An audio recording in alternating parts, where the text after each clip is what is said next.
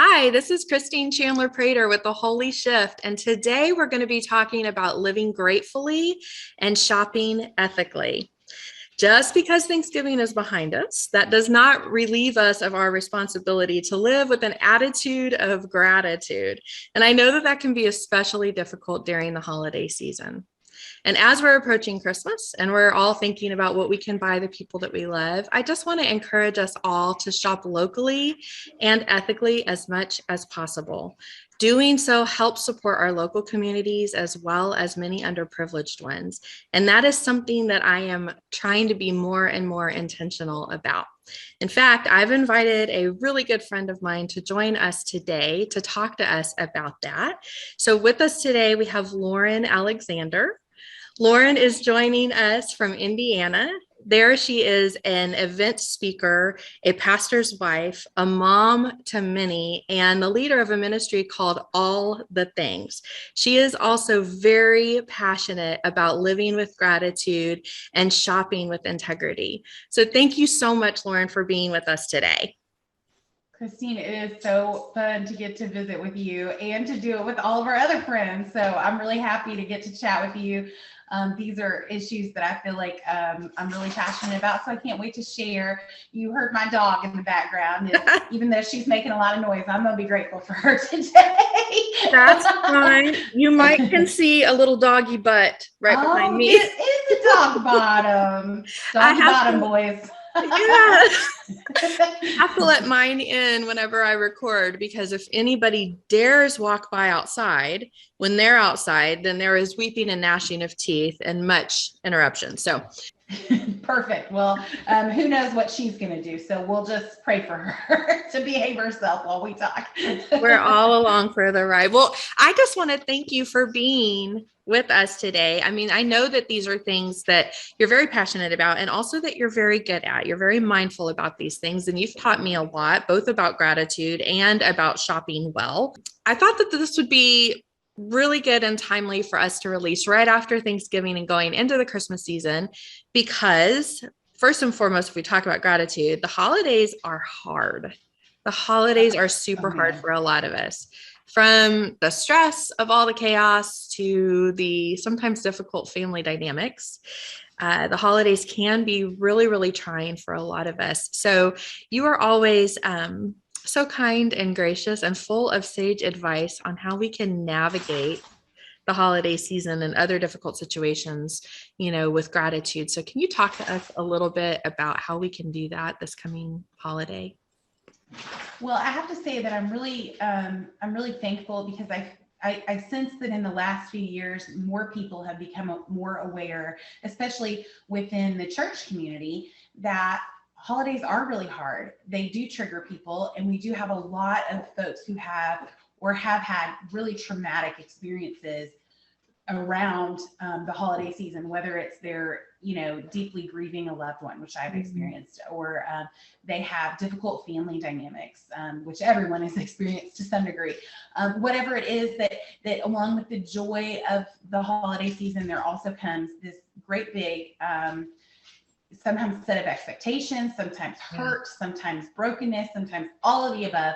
And I sense that we're getting better as a society, and especially hopefully as a church, in recognizing that these are beautiful times to be able to go into the Advent season, remembering God with us, but also remembering that there is a very, very broken world, and that's the reason that we believe Jesus had to come. And so I think that I'm really grateful for this platform to be able to talk about this, because I think sometimes we just get into our own routines. We're also busy at Christmas and throughout, between Christmas and New Year's, that sometimes we don't take the time to see not only our own hurt and our own brokenness and our own disappointment, that we can have through, expectations that didn't get met, or difficult dynamics, or whatever it may be. And we are also not always aware that other people are suffering and hurting. This time of year, maybe more than any other time of the year, we don't have the sun out like it is normally. So we've got people dealing with things like seasonal affective disorder. There's just, there are a lot of opportunities to be joyful, but there are also a lot of things that can hurt during the holiday season. And so it's really important that we don't add to the hurt of other people's experiences, as well as being able to manage our own expectations so that we can come out of the holiday season having a healthier, hopefully, situation than maybe even when we went into it, because we believe that, I believe the gospel. And so when I say that, that means that I believe that Jesus changes everything, including all of my relationships. How is that modeled and reflected in the way that I handle when things are hard at the holiday season? So I think it's a challenge for all of us. And for those of you who are watching that may not share my faith, you also want to have a healthy, happy season. And I want to acknowledge that there's not a one of us that wants to have, a sabotaged Christmas. There's not one of us that wants to have like a Four Christmases scenario or a Home for the Holidays scenario. We watch those movies and we laugh because it's relatable. We understand. And especially in such a divisive time in our culture anyway. Yes. It makes gathering with people that we love sometimes that much harder. It really can be. And I think that's why it's so important that we're going to talk about gratitude, which seems like we're a couple weeks late, having just gotten done with Thanksgiving. But I think that everything that you're saying ties back to this idea of gratitude, this idea of contentedness, because what happens with the holidays, at least in my heart or my experience, is we do tend to have like a little bit of an expectation problem, both of ourselves and of others. We assume or expect that all of us are just fra-la-la-la-lollicking through the holidays. Please let me use that all month long. Fra-la-la-la-lollicking. Fra-la-la-la-lollicking. That's brilliant. You like it? That's so good. There's something about like this pressure, like it's Christmas time and the lights are up, and therefore you are going to deck the halls and you are going to like it. And, it can be really, like you said, there are a lot of reasons why holidays can be triggering, holidays can be difficult, whether it's because sometimes people accidentally sabotage the situation, or we've got grief or hurt, or we're around difficult people.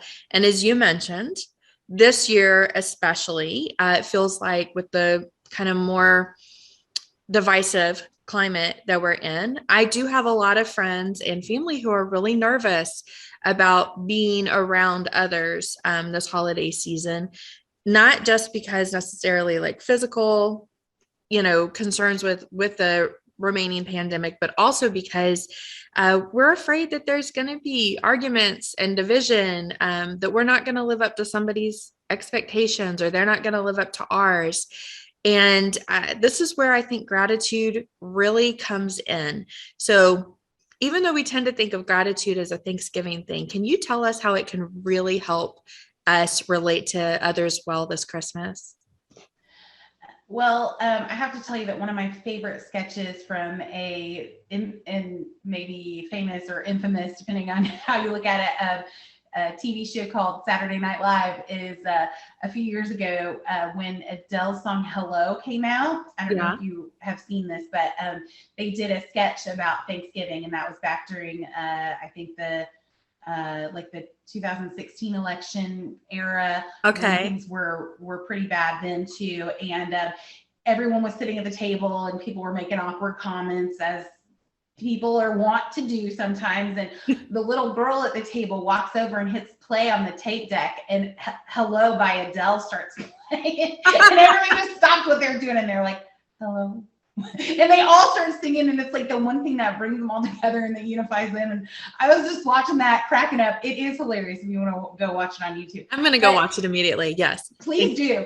Maybe we need to link it or something. I will find a way. I will say there is maybe some content warning in that whole scenario, but as is always the case with Saturday Night Live. Fair enough. And so I remember seeing that a few years ago, and I thought, man, if I could find a song like Hello, maybe this would work out really well, Yeah. And so I started thinking, what is one thing that could really change the atmosphere? Because that's what the little girl was doing. She was changing the atmosphere and putting on something that everybody could agree on. And hopefully at Thanksgiving we can all agree that it's a time to, do some self-reflection and be more grateful. But what I have found is that, my kids teach me a lot about gratitude, or, the lack thereof. One of my favorite comedians is Jim Gaffigan, and he's like, raising kids may be a thankless job, but at least the pay sucks. And so I was thinking about like how ungrateful children can be. And so when you hustle your kid up to the person that gave them a gift or Christmas or whatever, everybody's probably had this experience, even if you don't have children of your own, you've seen it or it's happened to you, where the mom hustles the kid up and they're like, say thank you. And they just kind of look at you. And you're like, say thank you. And then they keep looking at you like you're speaking Mandarin. And it just made me realize, like, kids are really ungrateful by nature, but you know what? They grow into adults who are also ungrateful by nature. And so what we have is a dearth of gratitude for what we already have. And I think that is something that can really turn things around for us this holiday season. If we begin to reflect on not, what we don't have or what we wish we had, but actually what we do have right now, in the moment that we're in, looking around and being able to say, what do I have right now that I can be grateful for? What is the relationship in this room right now that I can be grateful for? Yes. And maybe it's the person that you came with, because they can read your mind and they understand that things are getting awkward in here. Right. And maybe it's the plate in front of you that you're able to enjoy a meal that some people would love to have, even if it meant awkward conversations or, discussions that you'd rather not have. Things that give you indigestion. Right. Maybe it's the plate in front of you. Maybe it's the relative that is older that you don't know if you'll get to celebrate Thanksgiving with them again the following year. Yeah. Being able to be present in the moment enough to look around and say, how can I truly, truly, truly be grateful for what I have in this moment? Because here's the thing, we always talk about, that have an attitude of gratitude. How many times have you and I heard that collectively over our lifetime? It's probably over 1,000, right? Yeah. Everybody gets it out around Thanksgiving, around Christmas. Just have an attitude of gratitude. But here's the thing, gratitude does not come naturally to people. As I mentioned, my children at least were not born grateful. They were not born especially prone to being thankful. And so what I understand is that instead of just saying to people, or instead of saying to yourself, have an attitude of gratitude, what I would argue would be a better approach is to say the faithful practice of gratitude will eventually lead to an attitude change. So the faithful practice of gratitude will eventually change your attitude. Instead of saying, just have an attitude like this, sometimes we have to practice our way into a new way of thinking. That automatically makes me think about our life with Jesus. Yes. That's good. Yeah. Mm-hmm. I mean, because it is a surrender, but it isn't a one-time surrender. Mm-hmm. It is the daily practice of death to self and surrender to Jesus. So you're saying that gratitude isn't like a one-time decision, and then we're going to go in and just bare knuckle it through the right. That we have to have just to an ongoing choice. Yes. Oh, most definitely. Okay. And even more powerfully, the idea that our brains, they are hardwired by how we, our brain's hardwired to take the easiest course. So if we're constantly complaining, science agrees with, what God has taught us in his word, in the fact that our neural pathways are set, to complain more easily if that is who we have become. And so we have to, pardon my, turn of phrase here, we have to shift our thinking from that constant complaining, and we have to learn to build new neural pathways, which I believe comes through the power of the Holy Spirit. In my own personal life, I've seen that, where we are building new pathways where our first inclination is not complaint, but our first inclination is gratitude. And that is going to take discipline, which is something nobody really wants to have, especially around the holidays. Right. It's all at the door till January 1. Everybody knows. Well, I think, Lauren, you kind of said it perfectly. I don't know if it was completely intentional or not, but I love it because you called gratitude a faithful practice. So, what practice tells me is that it's not natural. And as you pointed out, all we have to do is look at kids and see that gratitude is not a natural thing, but it's something that we practice at. And, at the risk of just making every statement I make today cliche, practice does make perfect. And you even brought up the brain science behind like when we practice a certain way of thinking. It's just the neuroscience is so fascinating, the way that we can carve pathways in our thinking first that then changes the trajectory of our lives. So I love that you said practice. I love that you are reminding all of us that this is like a daily choice, a daily discipline, not a one-time, grasp on an ethereal concept, but a daily practice and discipline in the life of somebody who wants to live well with others and follow God. I think one of the most important things that we could, that we could do as a society is begin to move more toward gratitude, because we find so many benefits, not just that the science is present, the science is present for, we can retrain our brains. We can begin to practice something and eventually our brain will cooperate with that new practice if we do it enough. It becomes like muscle memory for us and our brains, essentially. Right. But also the scientific benefits for a grateful person are so incredibly rich and diverse and varied. And the science also proves that people who are grateful are healthier mentally, physically, spiritually, emotionally. And there is something to be said for someone who walks into the room carrying that faithful practice of gratitude, changing the environment that they walk into. It's light, isn't it? It is. It is so life-giving to be around someone who is grateful. Yes. And it is so not life-giving to be around people who complain all the time. So we can't change their neural pathways. We can only choose to do what we can do within our power, because I can't control or change someone else, your uncle twice removed that's, complaining at the table, but I can bring a life-giving conversation. When I open my mouth to speak, I can have a life-giving way of communicating that maybe changes the subject. And, as we love to talk about with your ministry, shifts things into a better light.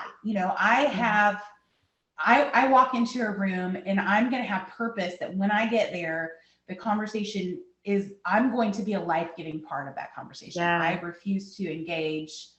And maybe that means that I need to take a break. Some of us are going to have to take a break during the holidays. Some of us are going to have to go to the bathroom. We're going to have to play Words with Friends on the on the cell phone for a little bit. We're going to have to watch that Adele video. We're going to have to be like, I'm going to have the happiest Christmas. We're going to have to channel some things in order to come out unscathed sometimes. But, that may mean that that you're being affected by somebody else's negativity, and you just gently, not storm off, but gently just rise up and go make yourself found somewhere else. I think that we all have to recognize that sometimes even the most grateful of people and the most diligent practicers of gratitude are going to need some time. And so I just want to say to you, like, if you have a difficult, family situation, or you've got things that you're dreading about the holidays, please take a break. The one that I follow his example, Jesus, he took breaks too. But in order to sometimes protect your mental health and to protect your practice of gratitude, you may have to walk away sometimes from an unhealthy conversation. Yeah, that's so good. That's so good. Hard. It is hard, very but it's hard. important. It's very hard because people are hard. And I don't mean just all other people. I mean, I'm drawing a circle. Yeah. We're hard too. We're all human. We're all under a lot of stress. So relationships are hard, and yet relationship is the thing that Jesus calls us to, and then also commands us toward. So these are things that we really want to try to be very intentional about, trying to live well. And I love what you said earlier too about, um, and this is really hard when it's Christmas time. And this is another thing we can learn from kids. Sometimes it can be hard to be grateful for what we have because there's all these shiny things out there that we think we want and need when it comes, to like what we're gonna buy for the holidays. So I love the reminder that we should be grateful for the things that we already have. And sometimes we don't have all the things that we would like, but there can be at least one thing that we can be grateful for, even sometimes if it feels like the only thing is that this world ain't it, and Jesus loves us and sees what we're going through. And I think of the word contentment when I think of gratitude and, kind of the way that you framed it. And one of the things I think of when I think of contentment is, I believe it's in, I think it's First Timothy, I think chapter 6, that godliness with contentment is great gain. And even just like saying that verse, like gives me like almost like some peace, like godliness to have our eyes focused on Jesus, to be God focused and to be content here. That's joy. That's great gain. So thank you for that reminder. And I think it's a good segue too, Lauren. We're talking about contentment and being grateful for what we have. As we're going into the holiday season, and some of us are starting to stress about what we're going to buy and who we're going to buy it from. And I am just now remembering I haven't bought anything yet for anybody, and I need to get on that. And I'm starting to panic because, I like to try to be very, I don't know, like I like my gifts to be personal, but it's hard to know like where to find things that actually mean something both to the recipient and maybe even to the person who made it. So can you guide us through what it also means to shop with integrity or buy with integrity as we're going into this holiday season? Christine, science tells us again that one of the problems that we have as a society is that we generally find ourselves malcontent. I think the secret is like, not that this is a big secret and it's not complicated, but just if you want a better life, be grateful for the life you have. That's the answer. It's not gaining or acquiring more possessions and more things to fill your home or to fill your life. It is learning to appreciate what's already in your home, what's already in your life, the people that you've already been given. It's learning to appreciate what you already have. That's the big mystery, is if you want a better life, just be grateful for the life that you have. And so in regards to our shopping and our family's purchases at Christmas, or just in general, how we are stewarding our possessions, our things.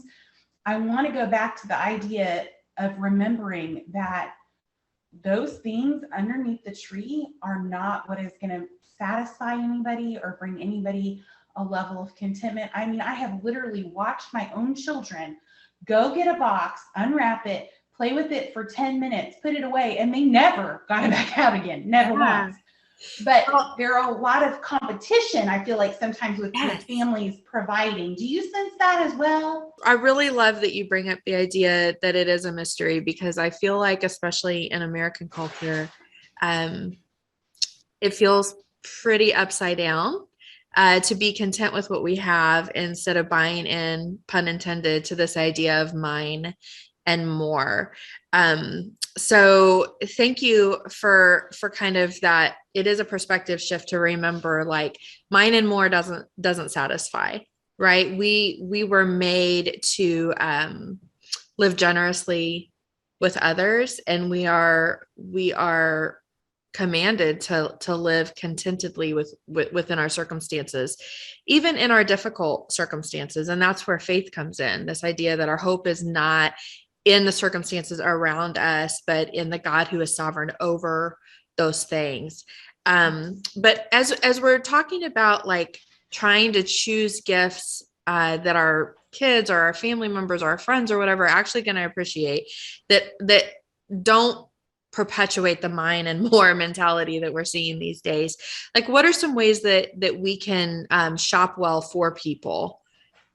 Well, I had a conversation with my good friend Lene at work the other day about this very topic, and we were talking about Tom's Shoes is having a big sale, and she loves Tom's Shoes, and Okay. she's a beautiful single young woman who has the resources to be able to enjoy a pair of shoes that she'd like, and Okay. she prefers Tom's. And so we were talking about it, and she just jokingly said, basically, if you are buying fair trade, that's basically a tithe. And so we had a good laugh over that, because that sure made me feel better. Is that true? Because I'm all in on that. We're not going to go looking. We're just going to say yes. We're going to take it as gospel and go. Okay, got All it. the pastors can email me later. It's so interesting that you were talking about, Christ and Emmanuel, God with us. And I want to go back to the idea that the greatest gift that's ever been given, will not be given this Christmas. It's already happened. And so we give from that perspective, not from trying to fill a hole, but because a hole has been already filled. We celebrate from that perspective. And so, we always tell our kids, like, Christmas is not your birthday. It's somebody else's birthday. Somebody else's okay. And I need you to keep that in mind. And so, one thing that I want to do when I'm giving gifts at Christmas time is give gifts that bring liberty and not oppression. Yeah. And so there are lots of ways that we can give, in an inexpensive way, but maybe that's not the best choice for the people who had to make it, and the people who have to bring it to us, and the people who have to make sure that we get it in a certain time frame, or they're going to be penalized, or maybe they don't have great wages. Maybe they're not provided with what they need in another country, because we wanted it right now for a certain price in a certain time frame. And so what I want to do at Christmas is give gifts that are going to lean into liberty for other people. And so that might look like I'm going to spend a little bit more on a pair of socks than I would, when I get that Amazon alert that says, this brand of socks is on sale for like $3. Yeah. But if I buy these other socks, like Bombas, for example, if I buy the Bombas, I know that this product, number one, it's probably going to last longer. Right. Number two, I'm able to see someone in a homeless shelter or even kids in foster care be able to get great socks. Yeah. And number three, I can know that nobody was put out by making those things for me and my family. And so it brings liberty for a consumer to purchase with purpose, because our purchases have power, and we vote with our dollars about how people are taken care of in their work environments, about what matters to us, about even things like, how it's made. Is it made well, or is it going to break and I'm going to have to do this all again soon? Being responsible with our purchasing means using the dollar to vote for how we want people to be treated and how we want our lives to look. Essentially, are we bringing liberty, or are we bringing oppression with our dollars? And that might sound like too much for some people, and that's okay. Not everybody's there, but I just know, I believe that I will give account for things that I do in this life. And so it's really important for me to do that with purpose, and to make sure that I'm fighting the urge to get it the cheapest and fastest, and instead looking for opportunities to support, small businesses in my community where I know the actual maker who made it. And they're going to do, I read something on Facebook all the time about, they're going to do a little dance every time they get an order. You don't have that with some of the companies that all of us are going to purchase from this Christmas. Right. You're just a number to them. But for some of the people in my community, it means that they're able to pay for, their kids' dance lessons, or they're able to take care of things, and frankly, they're able to give back to our community as well. who's supporting the Little League jerseys every year. Right. It's not Amazon, it's the small businesses in my community. Yes. And I'm not saying you're bad, or, you know, I'm a Prime member too. I get it. But I think, you know, especially at Christmas, and especially this year, when so many small businesses, so many missional fair trade businesses, local shops have been hurt deeply by the pandemic, we need to pay attention to our neighbors and see where we need to invest our dollars, so that they can feel the impact of that in a positive way. Yes. And it's challenging. I mean, I'm sure you've got some questions about how we do that, and I'll try to answer those if you do. I have a ton of questions because this isn't something I know a ton about. So I know enough to shop locally, you know, as much as I can. That's a great I start. know, I know about fair trade and wanting to be careful, especially having done some work, you know, in anti-trafficking, understanding just how so many manufacturers are exploiting people's labor. And so I know that these things are going on. I know a couple of brands that do well, but I would love to know, like, what are things that I can look for, we can look for, if, you know, whoever else is watching this that is in the same boat I am, needs to start buying things but wants to do it well. What are things we can look for, or are there any specific companies or organizations that you love to buy from? Absolutely. Well, the no-brainer would be the 1-for-1 model. So you've got, as I mentioned, Tom Shoes, you've got Bombas, you've got, I think of the glasses, Warby Parker, things like that, where you know that somebody else is going to benefit from your purchase directly. I think those companies kind of are a no-brainer. But then we go to who made this? I want to know who made this, because I know that certain countries are not going to have the expectation level that the US has about labor and things like there are no labor laws for other countries. And so we have to be careful from which countries we're also purchasing from, because we don't want to perpetuate a system that is, you know, keeping people, you know, oppressed in a lot of ways, just for lack of a better term. We want to purchase smart. So I have to ask myself, you know, I can go to the local shop and maybe get 2 shirts for my 13-year-old daughter, who is a total fashionista. She's just a cutie. And she loves to look cute and put together and likes the necklaces and all those kinds of things. I might be able to get 2 shirts for her at the local Attic Salt Boutique, which is where I got these cute earrings. So I wore them today so I could show them you guys. And they're online, so you can check them out. Where I know the lady who personally goes to Atlanta or wherever and gets the stuff and brings it home, and she's able to sell it. She has a family. She's supporting her family. And I'm able to walk in there and buy 2 shirts, where maybe if I went somewhere else, I might be able to get 5 shirts, but they might not hold up as well. And honestly, for me, I'd rather pay more knowing that I'm able to support a process that's healthy and that's good. I'm going to look for, you know, when I'm going to get candy for my kids, I'm not going to the Dollar Tree to get the candy. I'm going to look for, I might be able to get them, you know, 2 candy bars as opposed to 5 candy bars. But do they really need 5 candy bars? Right. You know, who needs 5 candy bars? You know, I want them to know, hey, mom bought with intention for you. And yes, there might be less things, but you can, they're higher quality, and you can enjoy them more knowing that nobody had to go to any, you know, bad means to get them made for you. You know, just little things like that we think, oh, it's easy, it's convenient. But what is the true cost of that? You know, another example would be, you know, going on Poshmark and buying things secondhand, or buying things from other, you know, other women and men across the nation who just need to get rid of that really cute grumpy cat adult pajama onesie that I bought for my daughter that she's gonna love, that somebody else didn't need anymore. It may have even been brand new with the tags still. But I'm not perpetuating a cheap labor system with my purchases. A big help for me has been the documentary, The True Cost. I think it's still on Netflix. And they talk about the cost of cheaply made, you know, things. And I'm not perfect at this. I don't expect anybody to go out and like totally revamp the way that they do it tomorrow. But I think small incremental changes every year, saying, hey, we're going to downsize a little bit, and we're going to buy from people that we know, in our own community that we know are going to be the ones to support the pulled pork benefit when somebody gets cancer. And we're going to be able to stand with them now so that they can stand with our community for a longer time. Yeah. We've got a local pharmacy here in town. My kids, some of them have special needs, and so they have medications. And I'm telling you what, the local pharmacy has been such a blessing to my family. You know, there have been times where we realize Sunday we're leaving for a trip and we don't have, you know, we did not order our meds in time. Yeah. And he will go in on a Sunday afternoon and refill that prescription for us.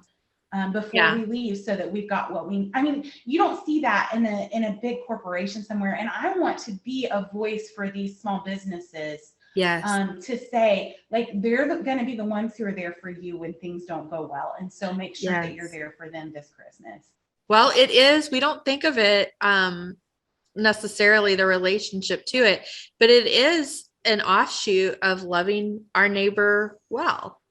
You know, of pouring back into the community, which, you know, community is such a Christian buzzword. But a lot of times we like community that doesn't cost us anything. Yes. And community does cost us things. It costs us time. It costs us money. It costs us intentionality.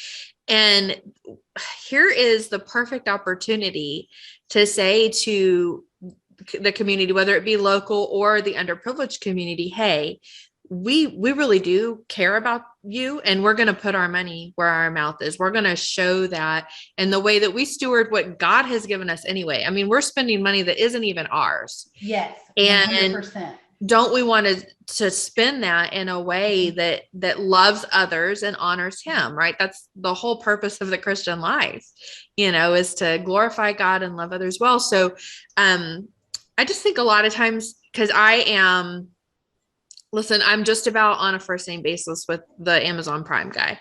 Like we are friends. Now, most of that has to do with my book addiction. You know, like I'm just like, ooh, need to read this, need to read that. But usually what I do is I start getting stuff delivered and it starts stacking up at the door. And then I have this big wrapping party. And I am this year really having to, rein myself in and say, yeah, we're not going to, isn't it? It is, because it's so hard. There's the deals, but then, like you said, you buy all the stuff and most of it is junk. Most of it is junk, and you give it to somebody and they're like, yay. And then, like, do they ever use it? I would rather buy one thing for each person that has a lot of meaning to it, and that I know is sourced well. That wasn't a gift just to the receiver, but is also a gift to whoever made that or sold that or whatever else.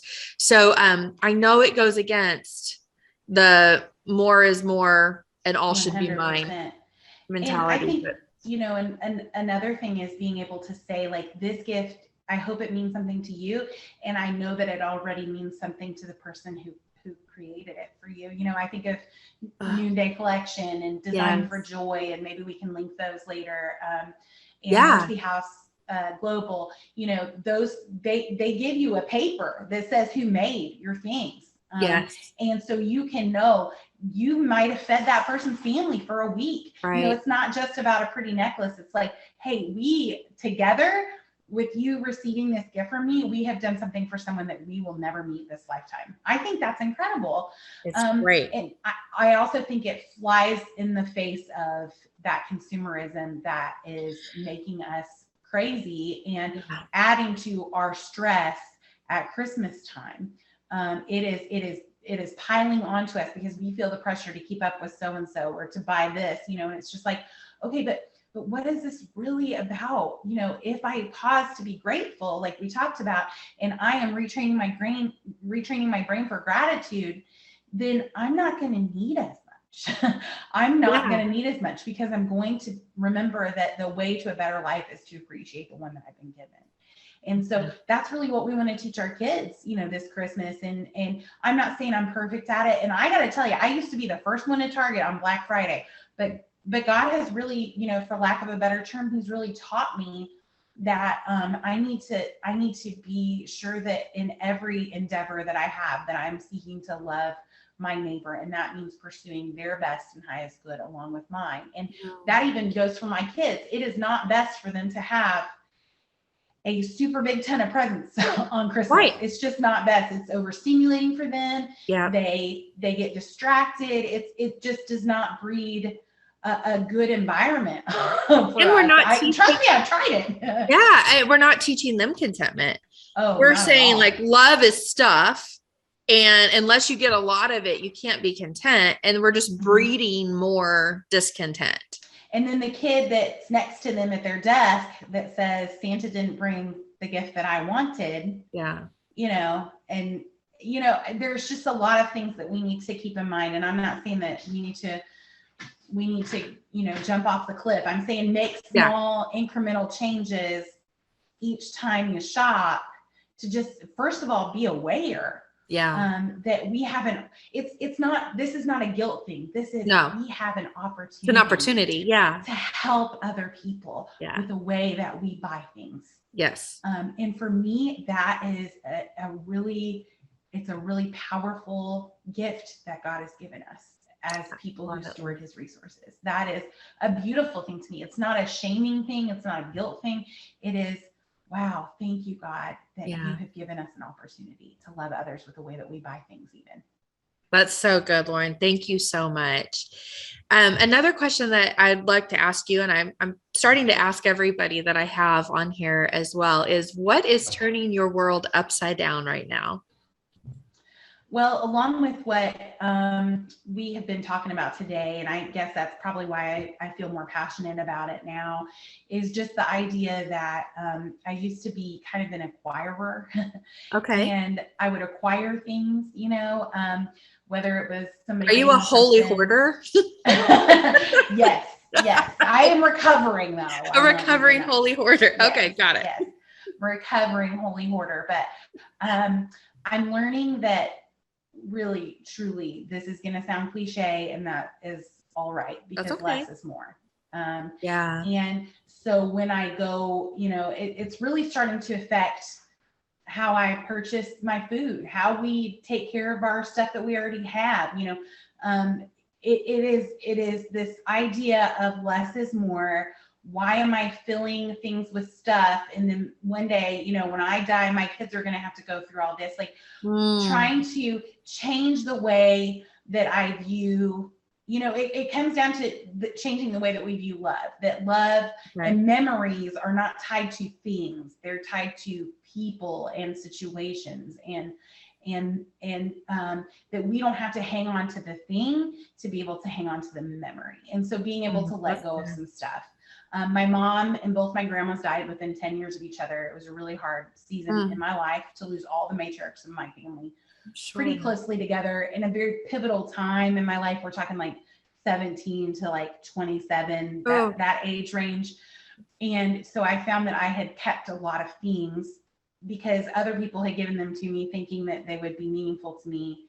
And I had kept a lot of things just because I felt like, oh, if I keep it, I'll feel closer to them. But what I'm learning is that I can let go of things because what I really treasure will be in my heart, as cliche as that sounds, that I can open my hands and let go of things because my value is in people and in memories and not in things. And so I've been watching this minimalism.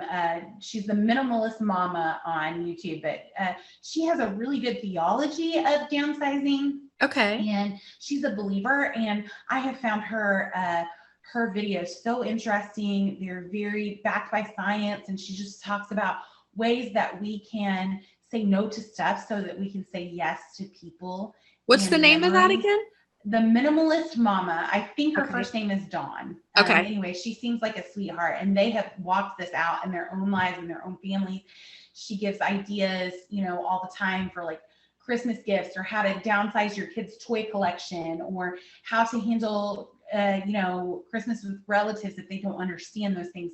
You know, just everyday things that come up when you're trying to say less is more and really live by it.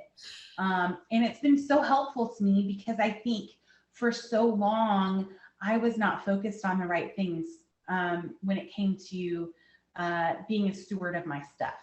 And Got it. I've been really messed up in like a really good way about that. Like normally I would go out and I would buy a whole bunch of new Christmas decorations, and it's just been like, do you really need that? You've already Yeah. got 2 closets full, you know? Right. Do we need Right. any more? I Right. don't think so this year. I don't think I'm gonna go to the thrift shop. You know, we got an awesome, hey, thrifting is a great way to shop, you know, ethically too, because it's True. already been bought. So, Yes. but I would go to like the local thrift shop and I would just buy a bunch of new, you know, Santas and stuff like Mhm. that. And I'm just learning. I'm not saying I didn't buy a Santa, but I'm saying I don't have to buy 5 of them. You know what I'm saying? I Like do. we can be free, but also sometimes our stuff, we need to be aware that our stuff can imprison us from the life of abundance that we can live when we're actually grateful for what we have instead of focused on getting more. Oh, that's so good. And that's exactly why I wanted to have you on here today, because you are just really great at always reminding me what is good and what is true. And it can be exceptionally hard to stay centered on those things during the holidays. So thank you so, so much for everything that you have shared with us today about living gratefully, about shopping ethically, and let us know where we can find you so we can kind of follow along a little more. Well, I would love to meet your friends because any friend of yours is now a friend of mine that shop with me. And they can find me on Instagram at All the Things Lauren. They Okay. can also visit our little community of our own on Facebook, / All the Things with Lauren Alexander.